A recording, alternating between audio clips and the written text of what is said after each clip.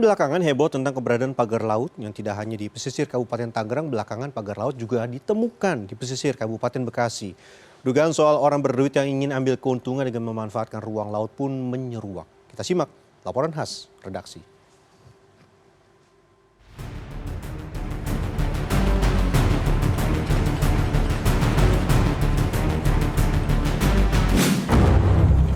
Fakta dampak pagar laut merugikan nelayan benar terjadi. Sudah 5 bulan terakhir, ratusan nelayan di Paku Haji, Kabupaten Tangerang, Banten mengalami penurunan hasil tangkapan ikan. Keberadaan pagar bambu misterius yang membentang sejauh 30,16 km di 6 kecamatan dan 16 desa ini menghalangi kapal nelayan untuk mengeksplor lautan. Salah satu nelayan mengatakan para nelayan pernah mengadu ke kantor desa setempat namun tak digubris. Karena itu dampaknya susah.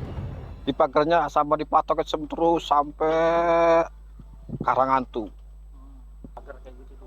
Malah nambah susah. Karena mata pencaharian di situ. Tangkapan ikan sendiri nurun nggak jadinya? Nurun. Orang tangkapan udah situ nyari pagar itu gimana mau tangkapan lebih banyak. Penguasaan ruang laut dengan memagarinya diduga dilakukan orang berduit karena memang untuk mendirikan pagar laut memerlukan biaya besar. Anggota Dewan Perwakilan Rakyat Daerah Dapil Banten Ali Alwi menyebut eksistensi pagar laut merupakan hasil pekerjaan orang berperilaku serakah.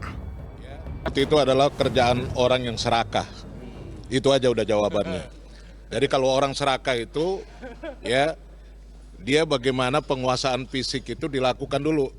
Awalnya pagarnya pagar bambu, tapi lihat nanti sebentar lagi jadi pagar beton. Ya, supaya tidak jadi pagar beton, apa pengawasan dari itu? Itu mesti lapor pagar. Itu pemerintah. Itu pemerintah pusat harus bersikap. Walaupun bagaimana ini adalah di pasal 33 itu air, tanah semua itu adalah tanggung jawab negara untuk kemaslahatan masyarakat. Itu aja. Penerapan pasal 33 aja. Ayat 3. Dugaan bahwa pagar laut hanyalah menjadi batas untuk nantinya dijadikan lahan darat, Menteri Agraria dan Tata Ruang sekaligus Kepala Badan Pertanahan Nasional, Nusron Wahid mengaku masih melakukan investigasi.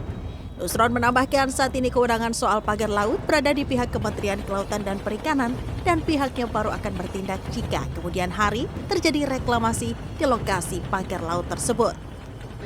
Ya kan itu kan nanti kalau belum kejadian ya, kalau udah kejadian itu baru nanti ke sini kan belum kejadian. Dengan pemetaan ATM BPN tidak dicerita, Pak? Selama masih di laut ya itu rezimnya laut.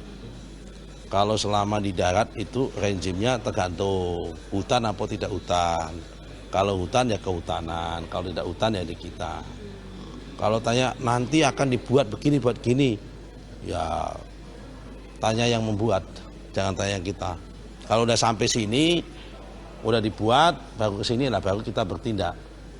Kan orang itu melakukan pendidikan, orang mau melakukan penindakan kan, kalau belum ada perbuatannya kan belum boleh melakukan penindakan. Orang mau menangkap pencuri misal, orang belum mencuri, udah ditangkap bahwa kita mencegah supaya tidak ada pencurian, ya.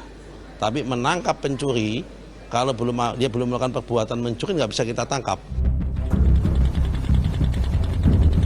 Pagar laut di pesisir Kabupaten Tangerang, Banten panjangnya diperkirakan mencapai 30 km. Jarak ini jika diukur pada Google Map adalah jarak dari Monumen Nasional Monas hingga perbatasan Kabupaten Bogor, Jawa Barat. Tim Liputan CNN Indonesia.